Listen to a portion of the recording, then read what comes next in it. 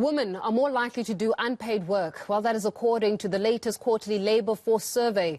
The survey further revealed that unemployment is at an all-time high. So let's talk more about this with the Statistician-General, Risenga, Maluleke. And Tate Maluleke, always a pleasure speaking to you. Very good evening to you. Let's talk a little bit about the unemployment figures that came out. We saw that a bleak picture was painted for the country, sitting at about 11.9 million people in this country that are not working. Just how dire is the situation for women? Well, let us start off by saying that for a statistician in official practice, like the Statistician-General, there's no number that is dire. We just make numbers available, good or bad. Our job is to make numbers available. But let's get straight to the point. We are saying that unemployment tends to affect women the most. And let us look at absolute numbers. When we look at the unemployment rate in terms of South Africa, it is sitting at about 34.4% to be exact. About 41% is specifically for Black African women who are the most affected, who are above the national average on the official explanation side. Now, let us come to absolute numbers. In terms of absolute numbers, we are looking at about 3.6 million women, people that are unemployed who are women on the official side. And when we look at the 11.9 million on the expanded side, about 5.6 million of those are women. So it does affect women the most than it does affect men. And also South Africa is seen, or the South African women are seen to do the most work where they don't get paid. What do the figures say about that? Let me say that this is coming out of our time use survey, and we have brought it in the quarterly labor force survey as a statement to demonstrate that not are women experiencing challenges in relation to unemployment, but they are sitting at about 3 times more as caregivers than their male counterparts in households. And let us look at women who have children 7 years or younger. They spend about 4 hours attending to children or providing caregiving, a lot more than their own male counterparts. And when we look at attending to other household activities, they spend about 1 hour 30 minutes, which is a lot more higher than their male counterparts.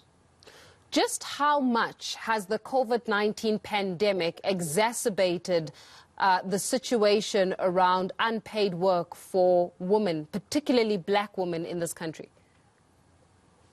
The time use survey is was not conducted during the COVID-19 environment. The time use survey was conducted prior to that.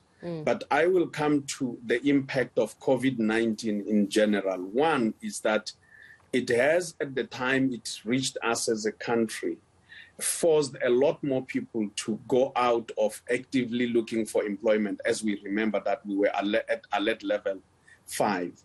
But when we looked at the time between the first quarter of 2020 and the first quarter of 2021, that is about a year, we picked up that there were about 1.4 million people that had lost jobs. Sadly, not those, the majority of those people were not women. The majority of the people who had lost employment were male, because women are actually much more not likely not to be looking for employment or to be discouraged work seekers as compared to men. But when we look at the second quarter of this year, we see a lot more people, about 571,000 people, who have moved out of other not actively, not economically active. Remember, when you talk of not economically active, you include the discouraged work seekers, to come and actively look for employment.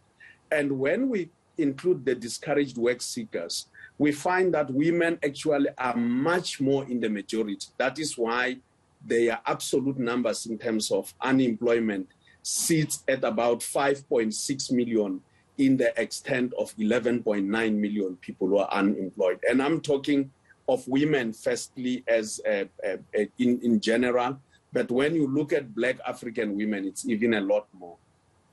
You know, as you're speaking about the statistics and the figures, Risenga, I'm swayed to ask around the female-headed households.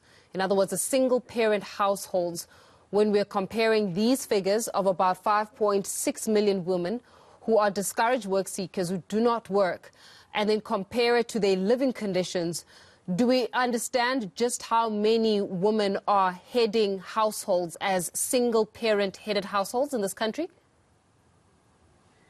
Generally, and I want to contextualize this question in relation to also taking care of children. When we look at households in South Africa, you find a lot more male-headed households in the urban centers. So there are more men in Gauteng and in the Western Cape, followed by the Western Cape because of the migrant worker system. Then you go back to the rural provinces like KwaZulu-Natal, Limpopo, Mpumalanga, and the like. You have more households that will tend to be headed by women. Now, when you bring in the issue of caring for children, there are more children that are actually being cared for by their mothers alone. So you have single mothers taking care of children than children living with both parents in South Africa.